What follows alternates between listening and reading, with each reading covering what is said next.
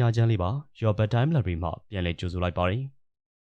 ဒီနေ့မှာတော့ကျွန်တော်ပရာလောကဇလန်ဒီဘက်ကိုပြန်လှည့်ကြရအောင်ပါဒီနေ့မှာတင်ဆက်ပေးမယ့်ဇလန်ကတော့ဆရာတာတေရေးသားထားတဲ့ကိုရွေးမဖဲဝါဆိုတဲ့စာအုပ်ထဲက PR ဆေးဆိုတဲ့စာအုပ်လေးပဲဖြစ်ပါတယ်အစီအစဉ်လေးမစတင်ခင်မှာအဆင်ပြေမယ်ဆိုလို့ရှိရင်ကျွန်တော် channel လေးကို subscribe လုပ်ပြီးတော့ဘေးနားအခေါင်းလောင်းလေးကိုလည်းနှိပ်ပေးထားဖို့အတွက်တောင်းဆိုလိုက်ပါစီခင်ဗျာကဲအစဉ်သင်းဖြစ်ပြီးဆိုရင်တော့ကျွန်တော်နဲ့အတူလိုက်ပါခန်းစားနားဆင်လိုက်ကြရအောင်ပါPR ဆေးကျုပ်နာမည်ကတာတီပါကျုံနေတာအညာဒေတာပေါ့ဗျာကျုပ်တို့ရောထနောင်းကုန်းလို့ခေါ်တယ်အင်ဂျီတော့တရားလောက်ရှိတဲ့ပေါ့တကြီးကအိုးဖိုးထင်ဗျလွတ်စိတ်တိုးတဲ့အဖိုးကြီးပါဗျာကျုပ်တောင်ရွာထဲမှာရန်ဖြစ်လို့6ပေါက်ထဲဝင်လာရသေးဗျာ6ပေါက်ဆိုတာထိတ်တုံးပြောတာလေကျုံမိပါတွေကတော့လူချမ်းသာတွေမဟုတ်ဘူးပေါ့ဗျာအသင့်တင်ပါပဲစားနိုင်တောင်းနိုင်နေရပေါ့ကျုပ်ကတော့လေရပဲယားရဲလည်းတိတ်မစင်းတခါတလေအဖေကိုလိုက်ကူတာလောက်ပဲရှိတာပါကျုပ်ကလူမွေးသမားဗျရဲရေးရွာရေးဆိုရင်တော့ကျုပ်မပါလို့ပြီးတာမဟုတ်ဘူးလေဒါတည်းအလူကိစ္စတိုင်းမင်းလို့အိမ်မက်ကိုရှောက်ခဲ့ပါအောင်ကွာလိုလို့တကူတကလာပြီးတော့ဖိတ်မှန်တကပြူရတဲ့ကောင်လေးကျုပ်ကလည်းရဲရေးရွာရေးလုံနေကြဆိုတော့အထားတီးပြီးသားဗျကျုပ်လိုရင်ဘာမဆိုတက်တက်ခက်ခက်ကိုပြီးသွားတာအဖေနဲ့မေကလည်းကျုပ်ကရွာထဲမှာအရေးပါတယ်လို့ဖြစ်နေတော့သဘောကျကြတယ်လေဒါပေမဲ့ခက်တာတခုရှိတယ်ဗျအဲ့ဒါကျုပ်ဝါသနာလေဘာလဲဆိုတော့အာရီဆက်စုကျင်တာဗျကျုပ်ကငငယ်တော့ဘာမဆိုလှုပ်သိကျင်တာလေထရူးဆန်ဆန်ကိစ္စဆိုရင်ပူတော်ဆိုးသေးဗျဘေးရွာမှာဇွဲကြိုးချလို့သေးတယ်ဆိုရင်ဒါတေရှေစုံကရောက်ပြီးသားပဲဗျဘသူပိုးထီးရဲလို့ဆိုရင်ဒါတေရှေ့ရပဲဒါတေလက်ပေါ်မှာတွေဆုံးသွားတဲ့လူတွေမနေတော့ဘူးလေဒီတော့လေထနောင်းကုန်းကဒါတေဆိုရင်အနီးနာဗန်မွေးကုန်းတို့ဝက်စုတို့ငွေတွင်းကုန်းတာယာကုန်းစတဲ့ရွာတွေကမသိတဲ့သူမရှိသလောက်ပဲအဲ့ဒီရွာတွေထဲမှာဗန်မွေးကုန်းကကိုပေတီကိုတော့ဒါတေတော်တော်ခင်တာဗျပေါ့လဲဆိုတော့ကိုပေတီကလည်းဒါတေလိုပဲနေရာတကာဆက်ဆက်နဲ့ပါတဲ့လူဒါပေမဲ့ तू ကပယောကောက်လှုပ်ဝါသနာပါတဲ့သူဟိုရွာဒီရွာတွေသွားဆရာတွေနောက်လျှောက်လိုက်ပြီးတော့ပညာယူဆိုပဲကိုပေတီပယောကောက်ကိုရဲ့နောက်ကိုဒါတေတစ်ခါလိုက်သွားပူတယ်ကိုပေတီဟာဆိုးတော့မဆိုးဘူးဗျလူပုံကတော့အရက်ပူးပြက်ဂင်းတိုတိုအသားခံမဲမဲမျက်လုံးကပြူးပြူးနှာခေါင်းကကြီးကြီးဒီကြားထဲမှာခံညောင်းအောင်ဆိုပြီးတော့နှကမ်းမွေးရလဲထားလိုက်သေးတယ်ဗျသူနှကမ်းမွေးရလဲအပြားကြီးဆိုတော့ခံညားတာမခံညားတာတော့မသိဘူးသူမျက်နှာကြီးကတော့တော်တော်ကြောက်စရာကောင်းတာဗျပယောကချွတ်ပြီးဆိုရင်အရှိနေထွက်အနောက်နေဝင်တောင်တငါကိုမြောက်တူဝန်တွင်ပုံချင်းခိုချင်းကတ်နေခြင်းမရှိစေရဆရာကြီးရဲ့တပည့်ကျော်ငါဆရာပေတီးရဲ့မိတ်အခုချက်ချင်းချင်းဆိုချင်းနင်းဆိုနင်းဝင်ဆိုဝင်ကတ်ဆိုကတ်ပူဆိုပူအမလေးဗျကိုပေတီးရဲ့အမိတ်ပြန်တဲ့အဆုံးမှာလက်ထက်ဆေးကျိန်လုံးနဲ့ကျမ်းမျိုးဗျမ်းကနေရိုက်လိုက်တော့အပေယောကဆရာတော့မသိဘူးဘေးကဝမ်းကြီးနေတဲ့လူတွေလန့်ပြီးတော့ထအော်ကြတာပဲဗျကျုပ်တောင်တုံသွားသေးတယ်ကိုပေတီးကတော့ခက်တီတီပဲဗျနှကမ်းမွေးပြပြကြီးကိုလက်နဲ့တစ်ချက်တက်လိုက်ပြီးတော့ပယောကကူးတဲ့မိန်းမကိုသူ့မျက်လုံးပြူးပြူးကြီးနဲ့စိုက်ကြည့်နေတာမျက်တောင်တစ်ချက်မခံဘူးဗျသူ့ရှေ့မှာကျုံလေးထိုင်ပြီးတော့ဖျားစင်ကိုလက်အုပ်ချီထားတဲ့မိန်းမ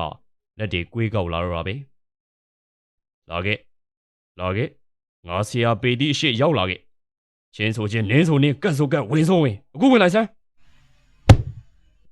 အမလေးကိုပေတီးကကျမ်းမြေကိုဆေးကြိမ်လုံးနဲ့ဗျံကနေရိုက်လူတွေကလည်းလန့်အော်ဒါပေမဲ့ကျုပ်ကြည့်တယ်ဗျသူတို့အားလုံးမျက်လုံးတွေကပယောကကူးနေတဲ့မိန်းမောက်စိုက်ကြည့်နေလိုက်ကြတာအသက်တောင်ရှူမိကြပုံမပေါ်ဘူးဗျတဖြည်းဖြည်းနဲ့ကျုံထိုင်နေတဲ့မိန်းမတရုံရီဖြစ်လာပြီးတော့အတုံရက်သွားတဲ့အချိန်မှာကျုံထိုင်ရာကနေစက်ခနဲ့တင်မြင်ထချိတ်တော့တာပဲဗျပြီးတော့ဆရာပေတီးကိုလည်းစူးစူးကြီးကြည့်နေတော့တာကိုပေတီးကလည်းဘာရမလဲပယောကမျက်တောင်မခတ်ဖဲနဲ့ပြန်ကြည့်တယ်ဗျဟောယောက်ျားကိုငါမိန်းမကတ်နေတယ်ထင်တာကဲပြောစမ်းဟေ့ကောင်မင်းဘယ်သူလဲကိုပေတီးကလက်ထက်ကဆေးကျိန်လို့မြှောက်ပြီးတော့ရမ်းမလို့မေးတာဗျဒါပေမဲ့ဝင်ပူးနေတဲ့တေးကနည်းနည်းတော့မတုံဘူးဗျမင်းငါ့ကိုရိုက်လိုက်လေကွာမင်းမိမအသက်ကိုကူးချက်ချင်းနှုတ်ပြလိုက်မယ်ငါ့ကိုဘာများအောင်းမေ့နေကြတော့အေးငါမင်းကိုမရိုက်ဘူးမင်းဘယ်သူလဲဆိုတာပြောငါနောက်ဖက်တော်မှာနေတဲ့ကောင်ဟေ့ဟမ်အနောက်ဖက်တော်မှာနေတဲ့ကောင်မပူကြီးကိုဘာလို့ဝင်ကတ်နေတာတော့ဟောဒီကောင်မအိုင်းနှုတ်ကြမ်းတာငါနေတဲ့ကြီးပင်အောင်မှာလာပြီးတော့စတဲချတယ်ချက်ပြုတ်စားတယ်တော်ရဲဝါလာခုတ်တိုင်းမှာငါဘေအောင်မှာစတဲချတာပါဇက်ကလှွတ်ကြမ်းနဲ့မိန်းမာကွာငါတို့လိုတက်ကြီးဝါကြီးတွေကိုအစားအသောက်ကလေးတလုံးတဆုပ်ကျွေးရမှန်းလည်းမသိလေကိုဆဲလို့ဆဲရိုးရိုးမမာတွေကလည်းပြောလိုက်တာလုံးပါရော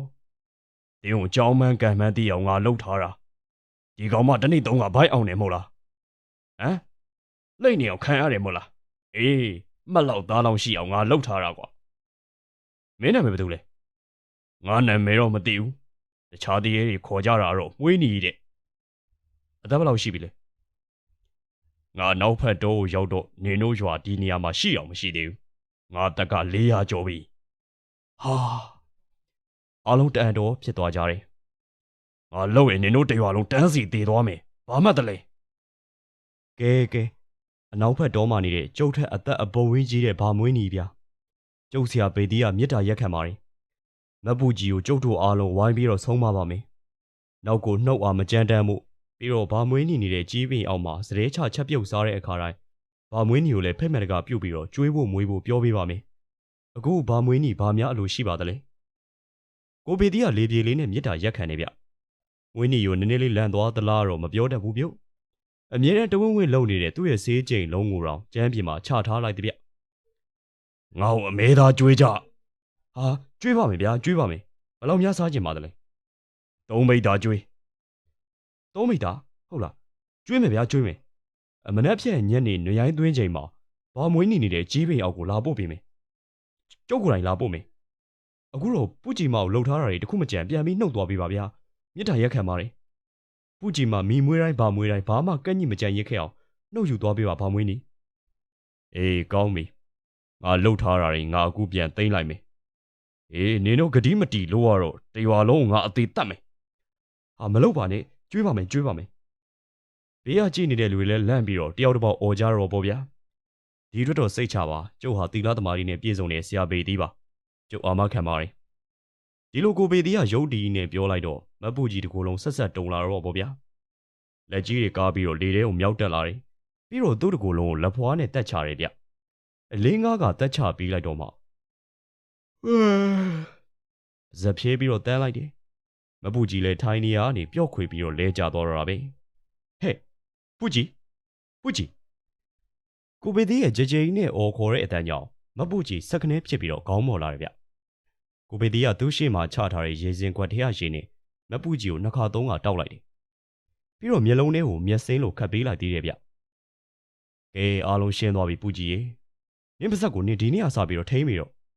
နင်းကန်ကောင်းလို့မသေးတာငါလို့ဆရာနဲ့တွေ့ပြီလို့ပေါ့တော်ယုံတိုင်ယုံဆရာနဲ့တွေ့လို့ကတော့နင်းအသက်ပါသွားတော့ပြီဟဲ့နင်းနေကောင်းမဟုတ်ဘူးခမရတို့အားလုံးကြားလိုက်ကြတဲ့အတိုင်းပဲလေဟုတ်ပါတော့ပူကြည်ရင်နင်းဆရာကိုပေတိကေလိုက်ပြီလို့ပဲနင်းမလွယ်ဘူးနင်းပါဇက်ကလည်းတဲကျန်းတကူကဲမနေ့ဖြန်မျိုးကိုစောစောထသွားအမဲသား3မိတ်တာဝဲခဲ့အရေးတော်လုံးကြီးကပြောလိုက်တော့မပူကြီးရဲ့ယောက်ျားကိုသားတော့စိတ်ချကြီးကျုံမနက်ကိုဝေလီဝေလင်းထသွားပြီးတော့ဝေလာခဲ့မယ်မနေ့ဖြန်ညနေသွားရင်တော့ဆရာကိုပေတိလိုက်ခဲ့ပါဗျာကျုပ်တို့ကြီးမသွားရဲဘူးရအေးပါငါလိုက်ခဲ့ပါမယ်ဒါတော့ရ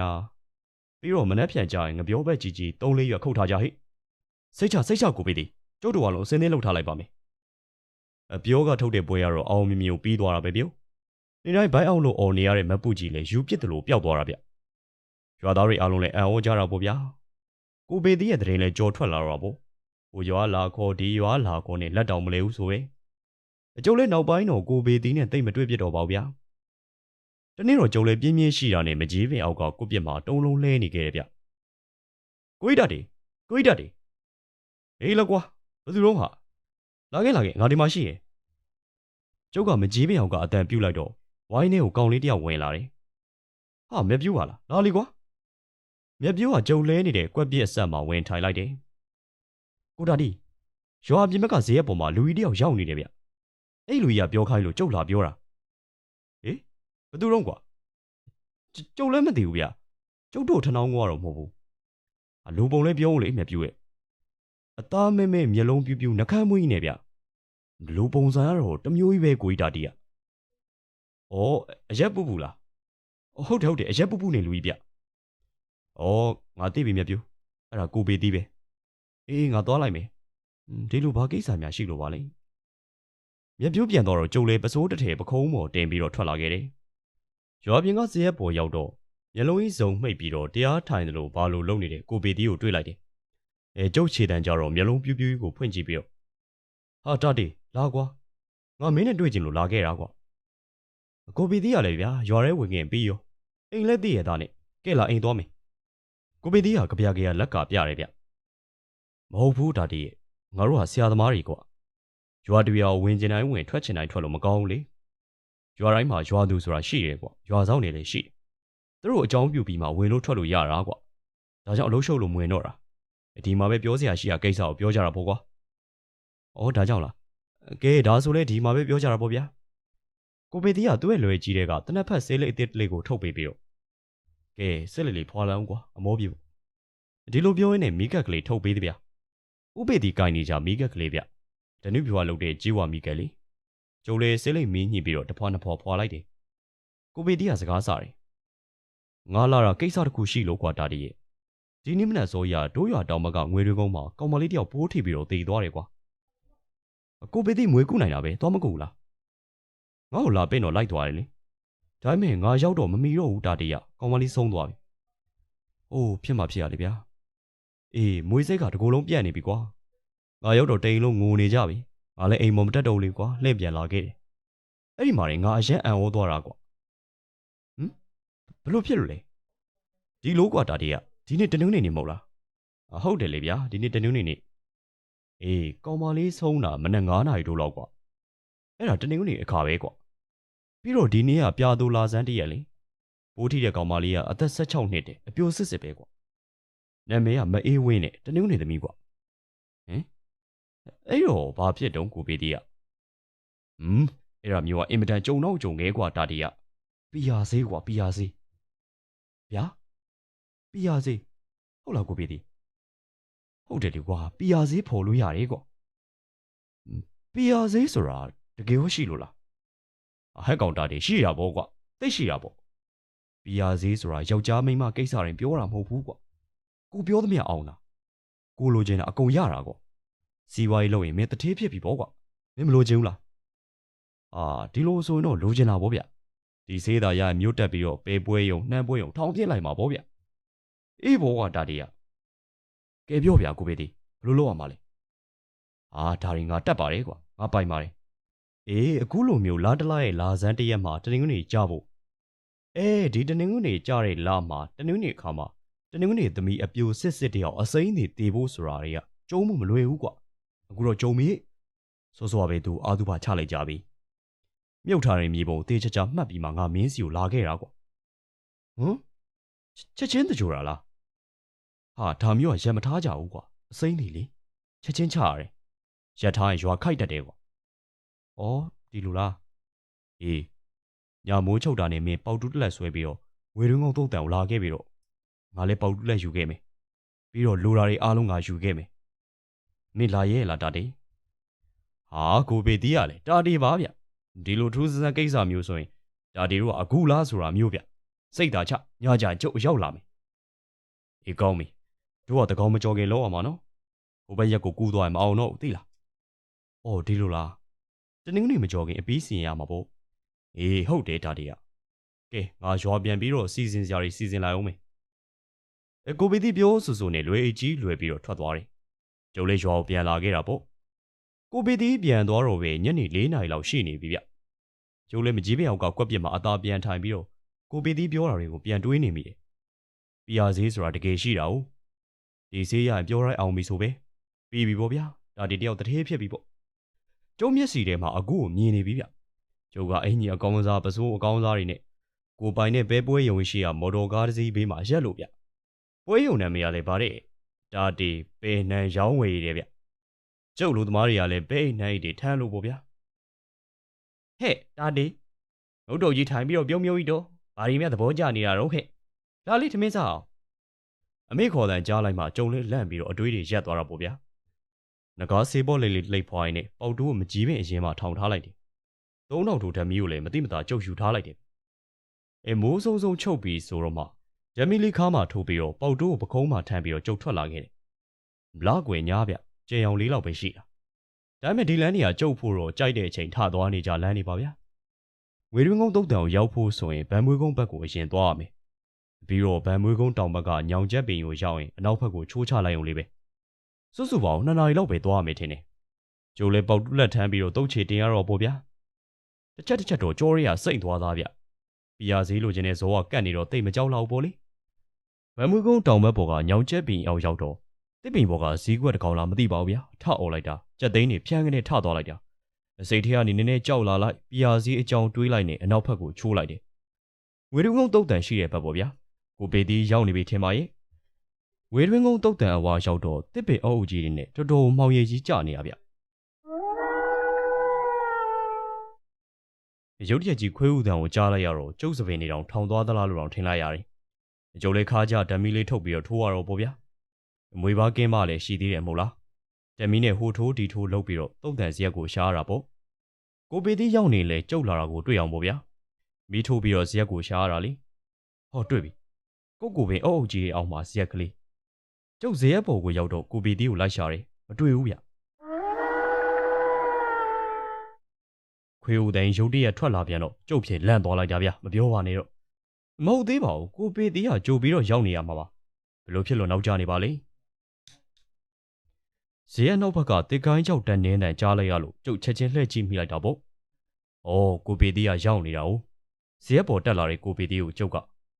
ကိုပေတီမြောက်သေးဦးမှတ်လို့ဗျ။ငါရောက်နေတာကြားပါပြီကွ။တနင်္ဂနွေသမီးကိုထားတဲ့တင်းချိုင်းကိုတေးချောင်သွားကြည့်တာပါ။တို့တိတ်တူးရမှာမဟုတ်ပါဘူး။မြုပ်တဲ့သူတွေကခတ်ဖို့ပါပဲဖို့ခဲ့တာကွ။ကိုပေတီကဆေးပေါလေးကိုမင်းညှိပြီးတော့ဖွာနေတယ်။ဒီတော့မှပဲခက်လန်းလန်းကခွေးဥတန်ထွက်လာတယ်ဗျဒီတစ်ခါခွေးဥတန်ကပြောင်းသွားပဲနဲ့ကျုပ်တို့ဘက်ကိုလာနေတယ်လို့ပဲကျုပ်ခွေးဥတန်ကိုနားဆွင့်နေတော့မှပဲကဲတားတီငါတို့အလုံးစားလိုက်ကြရအောင်ကိုပေတီကပြောဆူဆူထားလိုက်တယ်ကျုပ်လည်းပေါက်တူးကိုဆွဲပြီးတော့ထားလိုက်တယ်ငါပေါက်တူးကမြေပုံနားမှာထားခဲ့တယ်ကျုံနဲ့ကိုပေတီမြေပုံနားကိုရောက်တော့ဒါမြေပုံပဲကွဒါတနင်္ဂနွေသမီးရဲ့မြေပုံလေကိုပေတီကမြေပြင်ကိုထိုင်ချလိုက်တယ်သူယူလာတဲ့မီးအိမ်လေးကိုမှန်ပြောင်းမပြီးတော့မီးထွန်းလိုက်တယ်။မီးအိမ်လေးကတင်းမောရီမှာသုံးတဲ့လေကာပါတဲ့မီးအိမ်လေးဗျ။ကဲမင်းဓာမီကိုချထားလိုက်တာဒီလိုမှပဲဓာမီသုံးကွာအဝေးကလှမ်းမြင်နိုင်တယ်။ကျုပ်တို့နှစ်ယောက်ပစိုးခတ်တူတူပြင်ဝဲလိုက်ကြပြီးတော့မြေပုံကိုတူးဖို့လှုပ်ရတာပေါ့ဗျာ။ဒီမာရင်ကိုပေတီကမြေပုံရဲ့ခေါင်းရင်းကသွားပြီးတော့ရက်လိုက်တယ်။အရှိနေထွက်အနောက်နေဝင်တောင်တငါကိုမြောက်တူဝန်အတွင်းကျုပ်ဆရာပေတီအမိတ်ပြန်တန်းဒီပြန့်နှံ့ရောက်ရှိစေသည်။ကျုပ်ဆရာပေတီဟာခုနှစ်သားသမီးတို့ရဲ့အကျိုးကိုလိုလားသောအဖြစ်ဒီတနင်္ဂနွေသမီးရဲ့အကူအညီကိုယူလိုပါတယ်။ဒီကလေးမရဲ့ဝိညာဉ်ကိုဟန်တာထားခြင်းထိမ့်သိမ်းထားခြင်းလေပြားထားခြင်းမရှင်းမရှိစေရ။တနင်္ဂနွေသမီးတင်ဒီရောက်ရာအရက်ကနေအခုချက်ချင်းအကျွန်ုပ်ထံသို့အရောက်လာခဲ့ရမည်။ကျုပ်ဆရာပေတီရဲ့အမိန့်ကိုပေတီကလက်ထဲမှာကင်ထားတဲ့သူ့ရဲ့ဆေးကြိမ်လုံးနဲ့မြေပုံမို့မို့ကြီးကိုဖြန်းကနေမိအောင်ရိုက်လိုက်တယ်ဗျ။ကဲတာတီတူးကြစို့မင်းရဲ့လင်းရောက်လေးနဲ့ကျုပ်တို့နှစ်ယောက်တင်းချမ်းကိုစပြီးတော့တူးတာပေါ့ဗျာတော်တော်လေးတူးမိတော့ဖြစ်တစ်တောင်ထိနေပြီပေါ့ကျုပ်တို့နှစ်ယောက်ချွေးတွေပြန်လာတဲ့အချိန်လောက်မှာပဲတစ်သားခေါင်းကြီးပေါ်လာတာဗျရုတ်တရက်ဆုံးရုတ်တရက်တကြိုရတာဆိုတော့အခေါင်ကအကျန်းနေပြီပေါ့ဗျာတာဒီခေါင်းကိုဖွင့်မိမင်းနောက်ဆုတ်ကျုပ်တို့နှစ်ယောက်ဖော်ထားတဲ့တစ်သားခေါင်းကြီးကိုကားရခွရက်ပြီးတော့ကိုပေတီကအသိယူလာတဲ့တန်ကလောနဲ့ခေါင်းမုံကိုဖွင့်တာဗျအေးရပြီကွာပွင့်ပြီပြောဆူဆူနဲ့ကိုပေတီကခေါင်းမုံကြီးကိုမပြီးတော့တူးထားတဲ့မြေကြီးပုံပေါ်ကိုတင်လိုက်တယ်မင်းအောင်မှာကျုံမြင်လိုက်ရတာကတကူလုံးမဲပြနေတဲ့ကလေးမလေးရဲ့အလောင်းဗျမအေးဝင်းနဲ့တနာပါတယ်ဗျာခမရအရွယ်ကောင်းလေးရောက်မှတေးရတာကိုပေတီကတော့သူ့လေကြီးကိုယူပြီးတော့အထက်ကကြောက်ပြင်းလေးကိုထုတ်တယ်ပြီးတော့တနခါတုံးတုံးရေထည့်ထားတဲ့ပလင်းတစ်လုံးအလောင်းရဲ့ရင်ဘတ်ပေါ်ကိုကြောက်ပြင်းတင်တယ်ကြောက်ပြင်းပေါ်မှာတနခါတုံးလေးတင်ထားတယ်ရေပလင်းကလည်းဘေးမှာထောင်လို့ဗျတနင်္ဂနွေသမီးအေးဝင်းဆရာခေါ်တယ်အခုချက်ချင်းအရောက်လာဘယ်သူမှမဟန်တားစီရငါဆရာအမိတ်ကျုံလည်းမျက်လုံးကိုပြူးနေအောင်ကြည့်တာပေါ့ဗျာဘာမှတော့မထူးကြဘူးဗျအလောင်းကလည်းငြိမ်နေရပါပဲဗျာတနင်္ဂနွေသမီးငါဆရာပေတီအမိတ်နဲ့အခုချက်ချင်းလာခဲ့ဒီကိုတွေကိုပြန်ဝင်လိုက်အခုပြန်ဝင်လိုက်နောက်ဘက်ကလေအေးလေးတစ်ချက်ဝေးတိုက်သွားတယ်ဒီကိုလုံးစိတ်ငြိမ်ဖြစ်သွားတာကိုကျုပ်သတိထားမိလိုက်တယ်ဆွဲငင်ဦးလိုက်တဲ့ခွေးဥတိုင်တစ်ချက်ထွက်လာတယ်။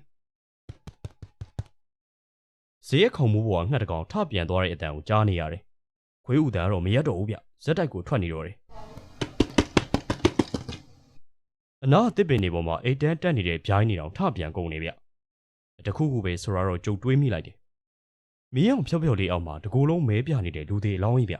။ ပြီးတော့မြေချင်းပေးမှာထိုင်ပြီးတော့တွတ်တွတ်နဲ့အမိန်ပေးနေတဲ့ဆရာကိုပေသည်တင်းကြိုင်းတစ်ပြေလုံးဟိန်းထွက်နေတဲ့ခွေးဥတိုင်တပြန်းပြန်းထပြန်နေတဲ့ငှက်တည်ရဲ့အတန်တော်တော်ခြောက်ချားစရာကြီးပါဗျာကျုပ်ဖြင့်ကြက်သိန်းတွေတပြန်းပြန်းကိုထနေရပေါ့ဗျာဟာဒီတော့မှပဲကျုပ်လုံးဝထင်မှန်မထားတာတခုဖြစ်သွားပြီဗျကျုပ်ဆိုတာတကူလုံးဆက်ကနေတုံသွားတာပဲဗျဘာဖြစ်တာလဲသိလားအလောင်းရမျက်စိတွေဖြတ်ကနေပွင့်လာတာဗျဟုတ်ရဲ့လားလို့ကျုပ်သေးချာချာကြည့်ဟုတ်ပါဗျာမျက်လုံးကြီးတွေပြုံးနေတာပဲဗျ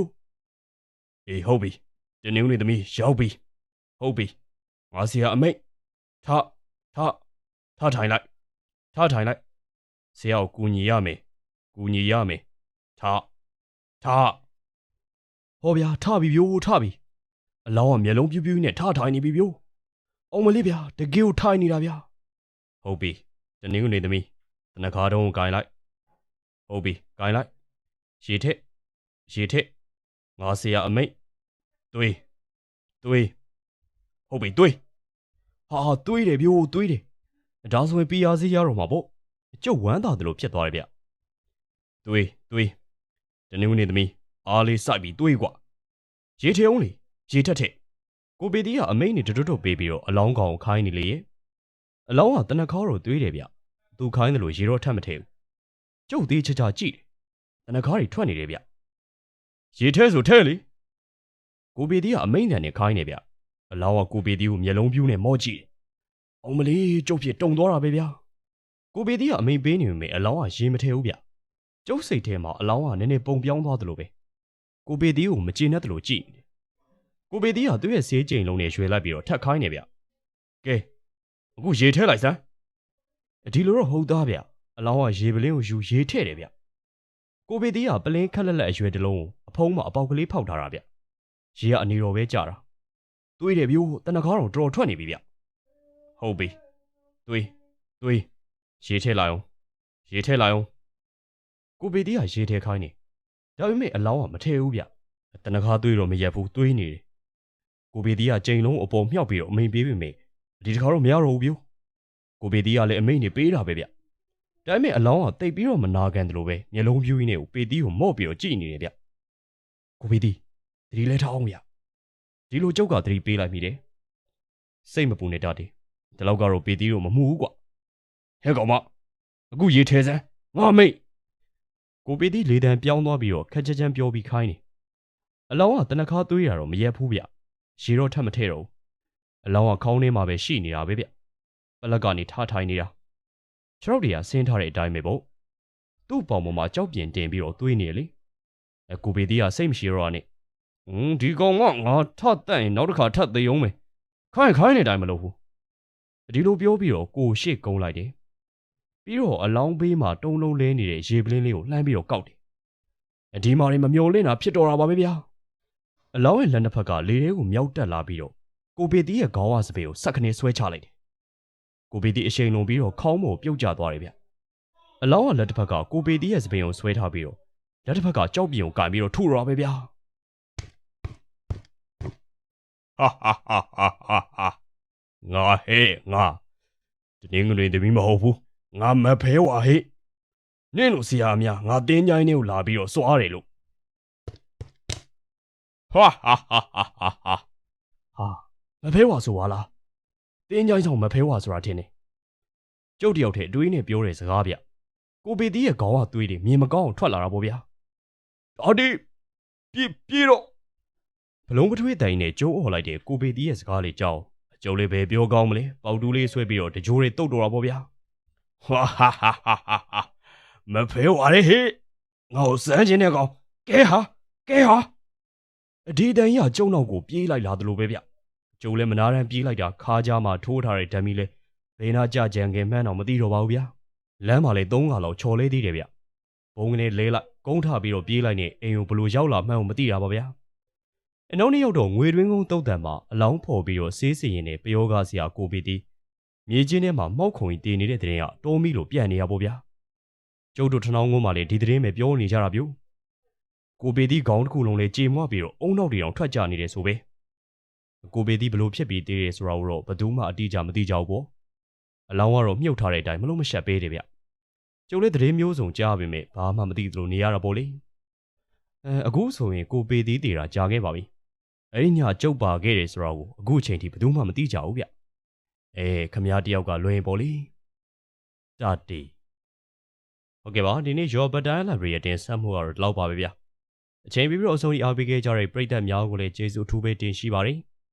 နောက်ရက်ဒီမှာလည်းဒီလိုစိတ်ဝင်စားဖို့ကောင်းတဲ့ဝတ္ထုတွေကိုဇက်တိုက်တင်ဆက်ပေးနေမှာမို့ကျွန်တော် channel လေးကိုလည်းနောက်နေ့မှာလာရောက်နားဆင်ပေးကြဖို့အတွက်တောင်းဆိုလိုက်ပါတယ်အားလုံးပဲစိတ်ချမ်းသာခြင်းကိုယ်ကြီးကျန်းမာခြင်းနဲ့ပြည့်စုံကြပါစေခင်ဗျာ